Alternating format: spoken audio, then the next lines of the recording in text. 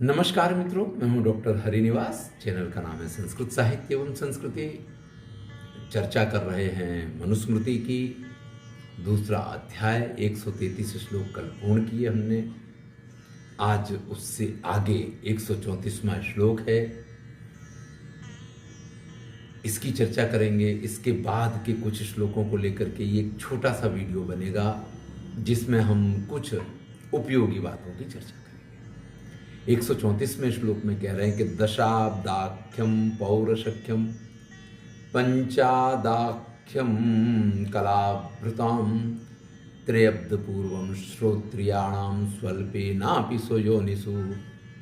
किन के बीच में शक्य यानी मित्रता हो सकती है या किन के मध्य में मित्रवत व्यवहार हो सकता है, उसकी बात कर रहे हैं। मित्रवत व्यवहार का अर्थ होता है कि समानता का व्यवहार।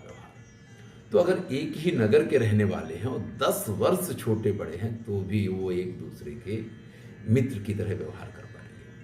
अब आप कहेंगे कि एक बच्चा अभी जन्मा है और एक 5 वर्ष का है और एक 15 वर्ष का हो गया, तो इन दोनों के बीच में सख्य कैसे हो सकता है? देखिए, जब व्यक्ति वयस्क हो जाता है तो उसके बाद ये सारी चीज़ें खत्म हो जाती हैं। चाहे एक 20 वर्ष का व्यक्ति हो और एक 30 वर्ष का व्यक्ति हो, तो भी वो दोनों एक दूसरे के साथ मित्रता का व्यवहार कर पाते हैं। लेकिन इसमें एक चीज़ है कि किनके बीच की मित्रता तुरंत स्थापित हो जाती है। तो अगर एक ही नगर, एक ही गांव के रहने वाले हैं, कहीं बाहर हैं, तो उनके बीच में वो 10 वर्ष छोटे बड़े हों तो भी वो सख्य भाव आ जाता है। ऐसे ही कला के क्षेत्र में अगर हैं, गीत, संगीत, नृत्य इत्यादि, तो उसमें 5 वर्ष का अंतर जो है ना, वो सख्य भाव के लिए पर्याप्त है। यानी पर्याप्त तो कहना ठीक नहीं है, लेकिन 5 वर्ष का अंतर हो तो भी वो एक दूसरे के सखा हो सकते हैं। देखिए, समवयस्क हैं, एक ही उसमें हैं, एक ही व्यवसाय में हैं, एक ही कला में हैं, तो उनमें तो मित्रता स्वाभाविक गुण है। ऐसे एक ही गांव के हैं और समवयस्क हैं तो उनकी मित्रता तो स्वाभाविक है।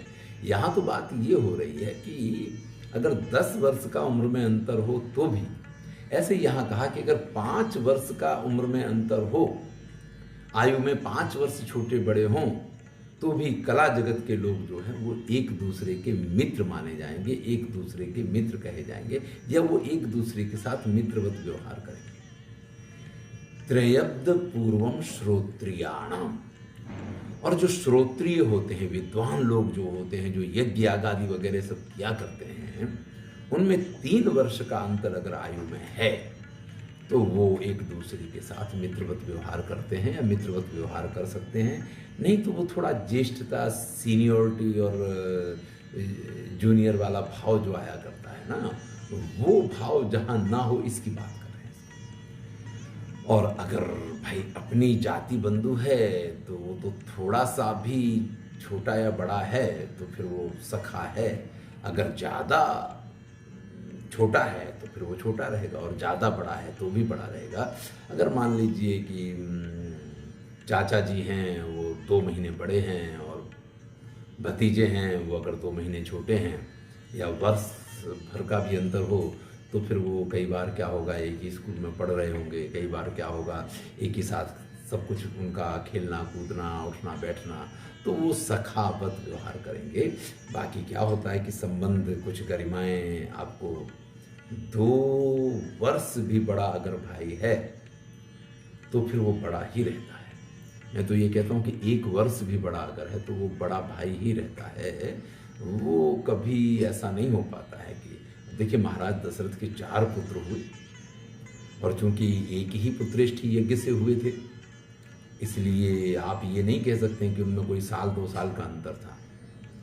अगर आज की भाषा में कहा जाए तो सबके बीच में वही घंटे 2 घंटे या दिन 2 दिन का अंतर भले रहा हो, कि किसी रानी का जो गर्भ समय है कुछ कम हो, किसी का कुछ ज़्यादा हो, लेकिन फिर भी जो जिस क्रम में जिससे बड़े हैं वो उसी प्रकार से बड़े माने गए हैं।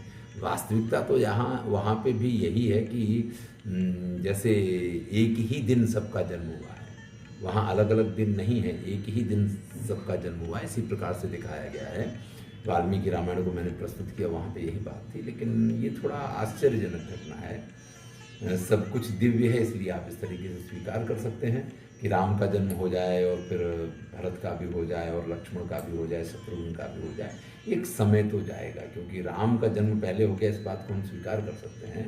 लेकिन फिर राम के जन्म के समाचार महाराज दशरथ पहुँचे, तब तक तुरंत ही कैकेयी के यहाँ से समाचार आ जाएं कि कैकेयी ने भी पुत्र को जन्म दिया है।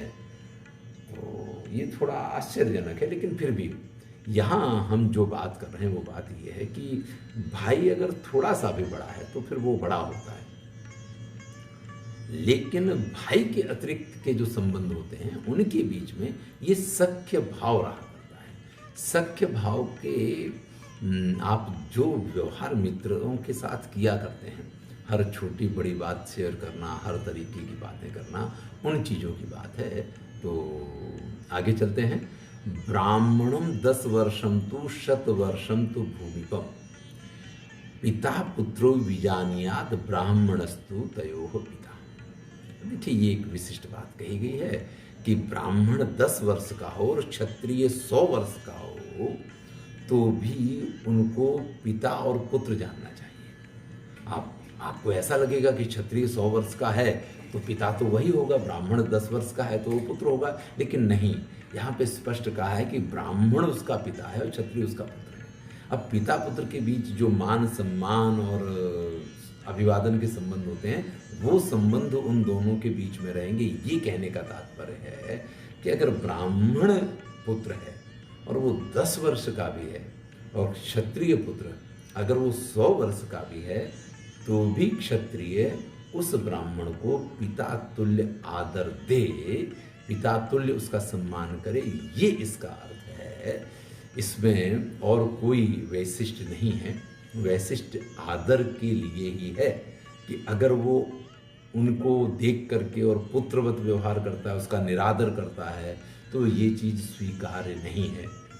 आप एक चीज़ समझ के चलिए, जो तेजस्वी हुआ करते हैं, मार्कंडेय मुनि की कथा मिलती है, अष्टावक्र की कथा मिलती है, ऐसे बहुत सारे ऋषियों की कथाएं मिलती हैं जो बहुत ही, आपने कठोपनिषद में जो सिर्फ 5 वर्ष के बालक की कथा सुनी है, तो ये जितनी भी कथाएं पाई जाती हैं, इन सब कथा में जो ब्राह्मण पुत्र अत्यंत तेजस्वी हैं, तो आप ऐसे किसी ब्राह्मण पुत्र को, क्योंकि उसको संस्कार इस प्रकार के मिलते हैं, वो इस प्रकार से अपने पिता से सब कुछ सीखा होता है, तो उसका आदर करना चाहिए। इस बात को यहाँ व्यक्त करते हैं। वित्तम बंधुर्वयः कर्म विद्या भवति पंचमी एतानि मान्य स्थानानि गरियो यद उत्तरम। देखिए, कौन बड़ा है कौन छोटा है इसकी व्याख्या कर रहे हैं, और इस चीज को 5 चीजें हैं वो तय करती हैं कि कौन बड़ा है कौन छोटा है। अब किन किन चीजों में व्यक्ति गरियो यानी श्रेष्ठ हो सकता है, किन किन चीजों के आधार पर, तो उसमें पहली चीज है वित्तम, कि जो पैसे से बड़ा है आप उसको बड़ा कहेंगे, गरीब के सामने वो बड़ा ही है। बंधु यानी संबंध, बंधु यानी संबंध, अगर आपका बड़ा भाई है तो आपसे बड़ा है। कई बार क्या होता है कि हैं आपके चाचा और उम्र में आपसे छोटे हैं, तो भी आपको उनको आदर देना पड़ेगा, क्योंकि वो संबंध के हिसाब से आपसे बड़े हैं। तो ये बंधु का अर्थ आप रखेंगे संबंध। तो एक तो धन के आधार पे व्यक्ति बड़ा होता है, एक संबंध के कारण व्यक्ति बड़ा होता है कि वो रिलेशन में आपसे अधिक गरिमा रखता है, तो आपको उसको आदर देना होता है। वया, तो अब इसको तो सभी जानते हैं कि जो उम्र में बड़ा हो उसको बड़ा माना जाता है।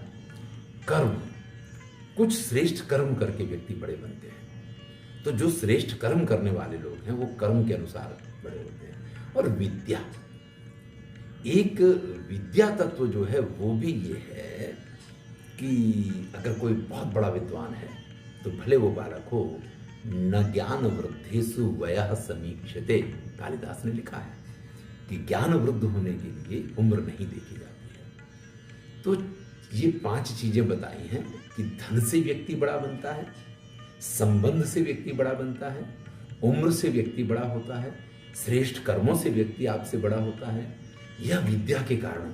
यहाँ बड़ा का अर्थ आप श्रेष्ठ कर सकते हैं कि धन से व्यक्ति श्रेष्ठ है, संबंध में श्रेष्ठ है, वय में श्रेष्ठ है, कर्म में श्रेष्ठ है या विद्या में श्रेष्ठ है।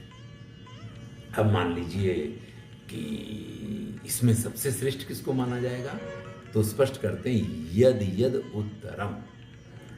धन की श्रेष्ठता ये सबसे पहली बात है कि धन में बड़ा हो आप उसको श्रेष्ठ मान लीजिए, लेकिन इसका कोई बड़ा महत्व नहीं है। संबंधों की श्रेष्ठता ये दूसरे नंबर पे आता है, लेकिन संबंध के अनुसार भी श्रेष्ठ हो सकता है व्यक्ति, लेकिन उसमें अगर वो श्रेष्ठता का गुण नहीं है तो उसका भी कोई महत्व नहीं है। वय के अनुसार भी श्रेष्ठता मानी गई है, लेकिन उम्र में बड़ा हो और उसमें बुद्धि ना हो तो फिर वो श्रेष्ठता भी बेकार हो जाया करती है। कर्म की श्रेष्ठता को इन सबसे श्रेष्ठ माना गया है, क्योंकि कर्म जिसके उत्तम है उसको श्रेष्ठ माना जाएगा। लेकिन विद्या की श्रेष्ठता को इनमें सबसे श्रेष्ठ माना गया है कि यानी विद्या के रूप से अगर कोई श्रेष्ठ है तो वो धनवान से भी श्रेष्ठ है, वो संबंध से भी श्रेष्ठ है, वो उम्र से भी श्रेष्ठ है, वो कर्म से भी श्रेष्ठ है। तो विद्या से जो श्रेष्ठ है उसको सबसे श्रेष्ठ माना जाएगा। तो ये आप इस प्रकार से समझें कि श्रेष्ठ बनने के ये 5 पैरामीटर रखे गए हैं, ये 5 चीजें बताई गई हैं जिनके अनुसार व्यक्ति की श्रेष्ठता तय हो सकती है। लेकिन उनमें सबसे श्रेष्ठ अगर किसी को माना जाए तो जिसके पास अधिक विद्या है उसको सर्वश्रेष्ठ माना जाएगा। पंचानाम त्रिसुवर्णेषु भूयांसी गुणवंती च यत्र स्यु श्रोत्रमाना रहा शूद्रोपि दस्मी। भाई इन 5 चीजों में जो ऊपर बात कही आपसे, कौन कौन सी 5 चीजें थी, तो धन, संबंध, आयु, कर्म और विद्या। इन 5 चीजों में से जैसी जिसके पास श्रेष्ठता हो, तीनों वर्णों में उस व्यक्ति को श्रेष्ठ माना जाएगा। अब देखिए, एक तरफ ये कहा था कि ब्राह्मण का पुत्र है अगर तो वो 10 वर्ष का है तो भी वो क्षत्रिय का गुरु है।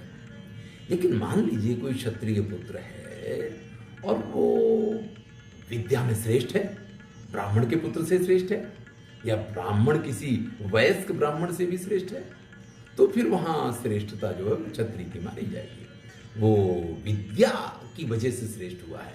देखिए, जाति को श्रेष्ठता का आधार जो माना गया है ना, वो सिर्फ और सिर्फ एक सम्मान सूचक है। वो सम्मान सूचक ऐसे ही नहीं, निरर्थक नहीं है। उसमें क्या होता है कि ब्राह्मण का पुत्र है तो उसके पास बहुत सारी चीजें ऐसी होती हैं जो उसने अपने पिता के पास से गुण के रूप में प्राप्त की है, तो वो इस हिसाब से श्रेष्ठ हो जाया करता है। इसलिए ब्राह्मणों की श्रेष्ठता को हर जगह पे सिद्ध किया गया है। लेकिन यहां पे एक बात स्पष्ट की गई कि वित्त, संबंध, आयु, कर्म और विद्या, इनके कारण पंचानाम त्रिषु वर्णेषु, तीनों वर्ण में से इन 5 चीजों की श्रेष्ठता जिसके पास है उसको श्रेष्ठ माना जाएगा। शूद्रो भी 10वीं गता, और अगर बहुत वयोवृद्ध हो गया है तो उस शूद्र को भी आप श्रेष्ठ मानेंगे। अब कोई धनवान व्यक्ति बैठा है, कोई आपका संबंधी बैठा है, कोई आपसे उम्र में श्रेष्ठ बैठा है, कोई आपसे कर्म में श्रेष्ठ बैठा है और कोई विद्या में श्रेष्ठ है, तो आपको किसको किस प्रकार से मान देना चाहिए? तो इसका सीधा अर्थ है कि विद्वान को सबसे ज्यादा सम्मान मिलेगा और उसके बाद वो क्रम उनका निर्धारित किया गया। लेकिन अगर कोई शूद्र है, ब्राह्मण नहीं है, क्षत्रिय नहीं है, वैश्य नहीं है, तो शूद्र के लिए तो कोई बात ही नहीं कही गई। त्रिषु वर्णेषु कहा गया, ऊपर के 3 वर्ण के लोग। तो ये कह रहे हैं कि जिसकी उम्र हो जाती है वो शूद्र भी श्रेष्ठ है, मानार्ह है, उसका सम्मान करना चाहिए। रिटायरमेंट के बाद आप किसी चतुर्वर्ग के कर्मचारी को, चौथे वर्ग के कर्मचारी को इस तरीके से आप उसके साथ व्यवहार नहीं कर सकते। तो भैया 1 गिलास पानी आप हमें पिला दीजिए, फिर तो आपको उसको पानी पिलाना चाहिए। ये सीधा सा अर्थ है। जब तक वो जॉब कर रहा है, जब तक वो नौकरी कर रहा है, तब तक तो उसका एक कार्य है कि वो आपकी सेवा करेगा, आपको जल पिलाएगा। लेकिन अगर वो रिटायर हो गया और फिर किसी दिन आपके ऑफिस में आ जाता है तो आप इस प्रकार से उसको ऑर्डर ना करें। ये भी इसका एक अर्थ होता है कि 10वीं गता शूद्रो भी मानार्हा। अगर एक अवस्था को प्राप्त हो गया, 10वीं का अर्थ यहाँ तो 100 साल होता है, लेकिन तो आयुष्य ही 100 साल का नहीं होता है, पता चला। तो मैं ये कहूँगा कि परिपक्व अवस्था का अगर कोई सूत्र है तो वो भी मानार्ह होता है। और आप समझ लें इस चीज़ को, बहुत सारी जगहों पे ऑफिस वगैरह में भी ये चीज़ देखी जाती है कि बहुत समय से जो काम कर रहा है वो चौथे वर्ग का कर्मचारी भी नवनियुक्त किसी व्यक्ति से अधिक श्रेष्ठता के साथ कार्य कर पाता है, क्योंकि उसका अनुभव इतना ज़्यादा हो गया होता है कि उसको बहुत सारी चीज़ें जो हैं वो अनुभव से ही इस तरीके से पता होती हैं कि वो उन सब कार्यों को अधिक अच्छे ढंग से कर पाता है। तो जो अच्छा कर सकता है वो मानार्ह है, इसी बात को यहाँ कहा गया है। अब बता रहे हैं कि रास्ते में किस किस को मार्ग देना चाहिए, कौन किससे श्रेष्ठ है। तो कहते हैं कि चक्रिणों, कोई भैया चक्र वाली गाड़ी पे जा रहा हो, यानी कोई रथ वगैरह पे विद्यमान हो, तो भाई उसको मार्ग दे देना चाहिए, क्योंकि उसका कार या बाइक दौड़ती चली आ रही हो, आप बीच में खड़े हो जाओ, लगी लगी ब्रेक नहीं भी लगी तो चक्रिणों। 10वीं स्थस्य रोगिणो भारिण स्त्रियाः स्नातकस्य च राग्नस्य पंथो देया वरस्य च। चलिए पहले ये पूरी लिस्ट देख लेते हैं। तो जो वाहन पे है उसको मार्ग देना चाहिए, 10वीं स्थिति जो वयोवृद्ध है उसको मार्ग देना चाहिए, रोगिणों रोगी को पहले मार्ग देना चाहिए, किसी ने अपने सिर पे वजन उठा रखा है तो उसको आपको पहले मार्ग देना चाहिए, स्त्रियों को आपको तुरंत मार्ग देना चाहिए, स्नातक कोई ब्रह्मचारी अगर जा रहा है तो उसको भी आपको मार्ग देना चाहिए, राग्नस्य और राजा की सवारी निकल रही है, या वरस्य या कोई शादी के लिए जा रहा है, भैया इन सबको एक जल्दबाजी है। देखिए जिसके सिर पे भार है उसको तो भार की जल्दबाजी है ही है। स्त्रियों को इतने सारे घर पे काम रहते हैं कि आपको जो कहते हैं ना कि लेडीज फर्स्ट, वही बात यहाँ पे है, यहाँ पे भी वही बात है। तो स्त्रियों को पहले आपको स्थान देना चाहिए। कोई रोगी व्यक्ति है तो साहब उसके पास समय नहीं भी हो सकता है। आज भी एम्बुलेंस फर्स्ट की एक मुहिम चलाई गई, रेडियो का चैनल है वो अपनी तरफ से कि अगर आप एम्बुलेंस देखते हैं तो आप लेफ्ट हो जाइए, उसकी बात करता है। तो ये जो चीज़ है ना, ये आज की चीज़ें नहीं है, ये चीज़ें हमारे शास्त्रों में पहले से। अब विचार कीजिए कि अगर कोई गाड़ी जा रही है तो आप क्या कहेंगे, नहीं रोड पे हम चलेंगे, आप हमारे पीछे पीछे धीरे धीरे चलते रहिए। तो क्या ये संभव है? नहीं संभव। आपको साइड में हट के गाड़ी वाले को रास्ता देना पड़ेगा। तो सबसे पहले इसकी बात की। अगर कोई वयोवृद्ध है, आप चल रहे हैं, तो आप ये नहीं सोच सकते हैं कि वो खड़ा रहे, आप उसको पहले कि आप आगे हो जाइए। तो ये सम्मान सूचक है, इसलिए वो बात भी बिल्कुल ही आज भी वो कार्य किया जाए तो उसको हम श्रेष्ठ मानेंगे, और तब भी इसको श्रेष्ठ माना जाता था। जैसा कि मैंने कहा कि रोगिणों रोगी है तो उसको तो पहले मार्ग देना ही चाहिए, क्योंकि उसको डॉक्टर के पास जाना है या घर भी जा रहा है तो भी उसको आपको मार्ग नहीं देंगे, उसको जाकर के विश्राम करना आवश्यक है। वो आपकी तरह शक्तिवान नहीं है। भारिणा, जिसने वजन उठा रखा है, वो तो जितनी जल्दी सिर का वजन उतरे उतनी जल्दी अच्छा है। तो ऐसे व्यक्ति को आप रेलवे प्लेटफॉर्म पे भी चलते हैं और कुली अगर आ रहा है तो वो कहता है कि भैया हट जाओ, और आप भी तुरंत उसको रास्ता देते हैं, और देना भी चाहिए, क्योंकि उसके ऊपर एक वजन है, और वजन उठा के चलना उसकी एक लय होती है, एक चाल होती है, और उसमें आप कहें कि आपकी तरह वो धीरे धीरे धीरे चलेगा तो ये संभव नहीं है। और स्त्रियाँ, जो मैंने कहा कि लेडीज फर्स्ट अभी भी कहा जाता है। अब यहाँ पे ब्रह्मचारी के लिए विशेष बात, देखिए राजा को सम्मान दिया जाएगा, उसका मार्ग छोड़ दिया जाएगा, ये तो कहा गया है। वरस्य, आप देखते हैं कि अगर किसी की बारात जा रही है तो लोग बाग उसको रास्ता तो देते ही हैं भैया। कई बार तो अगर दो तरफ का रास्ता, एक तरफ का पूरा रास्ता ही वो लोग बंद कर देते हैं, पूरा वाहन व्यवहार एक तरफ से हो जाया करता है। ऐसा भी होता है शहरों में, तो ये भी देखा जाता है। गांव में तो कई बार वो पूरी बारात के चक्कर में रास्ते के रास्ते बंद हो जाया करते हैं, लोग बाग दूसरी तरफ से घूम के निकलते हैं, तो ये भी बराबर है। लेकिन यहाँ एक विशिष्ट बात करिए, स्नातक से, जो स्नातक है, जो ब्रह्मचारी है, जो विद्यार्थी है, उसको आपको मार्ग देना चाहिए। और इसमें छोटे विद्यार्थी की बात नहीं कही गई, स्नातक की बात कही गई। तो ये क्या है, इस चीज़ को थोड़ा समझें। स्नातक यानी कि पढ़ लिख करके तैयार हुआ भी। आपने जैसे ग्रेजुएशन कर लिया है तो स्नातक हमारे यहाँ ग्रेजुएट को कहा जाता है। इस समय व्यक्ति का खून बड़ा गर्म होता है और व्यक्ति बड़ा ही खुद को एक श्रेष्ठ उसमें मानता है कि नहीं साहब इस समय तो दुनिया मेरी मुट्ठी में है, ये उसके पास शक्ति भी होती है, उसके पास क्षमता भी होती है, तो भैया ऐसे लोगों को मार्ग दे देना चाहिए, ऐसे लोगों से बहस नहीं करनी चाहिए। तो ये कुछ ज्ञान की बातें कही गई हैं। अब वैशिष्ट की चर्चा कर रहे हैं कि देशाम तु समवेतानाम मान्यो स्नातक पार्थिव। अब मान लीजिए दो लोग साथ में आ गए हों, एक स्नातक यानी विद्वान विद्यार्थी है और एक राजा है, इन दोनों में से पहले किसको जाना चाहिए? हाँ भाई, ये सब बातें तो कही गई हैं। जैसे आप ये भी कह सकते हैं कि राजे का काफिला आ रहा है, किसी मंत्री का काफिला आ रहा है और रोगी की एम्बुलेंस आ रही, तो दो में से पहले किसको जाना चाहिए? क्योंकि इतनों को मार्ग देना चाहिए वो तो कह दिया गया, लेकिन इनमें भी अगर श्रेष्ठता की बात की जाए तो कहते हैं राज स्नातक यो सेव्य स्नातको नृपमान भाग। राजा और स्नातक में से स्नातक को मार्ग देना चाहिए, राजा को चाहिए कि उसको गौरवान्वित करे, स्नातक को वो मार्ग प्रदान करे, ये राजा की जवाबदारी है। राजा से अधिक सम्मान उसको मिलना चाहिए। अब आप कहेंगे कि राजा से अधिक सम्मान का क्या मतलब है? तो देखिए, राजा जो है वो स्वयं से राजा नहीं हुआ करता है। ऐसे ही नवयुवान, ऐसे ही श्रेष्ठ लोग उसको राजा बनाने का कारण बनते हैं या उसके राज्य को सुखी बनाने का कारण बनते हैं। तो ऐसे लोगों को दिया गया सम्मान, यहाँ नवयुवानों की बात नहीं की गई, जो स्नातक है, जिसका विद्याध्ययन पूरा हो गया है, ऐसे व्यक्ति की, यानी विद्वान और नवयुवान ऐसे व्यक्ति की बात की गई स्नातक के रूप में। तो आप समझ लीजिए कि वो उसके राज्य के लिए उत्तम है, इसलिए इस प्रकार से उसको मार्ग देना चाहिए। तो ये कुछ बातें थीं, इनको आपके साथ मैंने मनुस्मृति के 139वें श्लोक तक के इन चीज़ों को देखा है। कल से किसको आचार्य कहा जाता है, किसको उपाध्याय कहा जाता है, इसकी चर्चा हम अगले वीडियो में करेंगे। क्योंकि आचार्य, उपाध्याय, ये बहुत सारी उपाधियाँ तो हैं हमारे यहाँ, लेकिन कई बार हमें पता ही नहीं है कि वास्तव में आचार्य कौन है, अध्यापक कौन है, उपाध्याय कौन है, कौन श्रेष्ठ है, पिता श्रेष्ठ है, गुरु श्रेष्ठ है, ये सारे शब्दों की तो मनुस्मृति ने बहुत सुंदर उनकी व्याख्या की है। तो अगले वीडियो में हम उसकी चर्चा करेंगे। धन्यवाद। मैं हूँ डॉक्टर हरिनिवास और चैनल का नाम है संस्कृत साहित्य एवं संस्कृति। अगर आपको ये वीडियो अच्छे लगते हैं तो आनंद लीजिए, मित्रों के साथ शेयर कीजिए।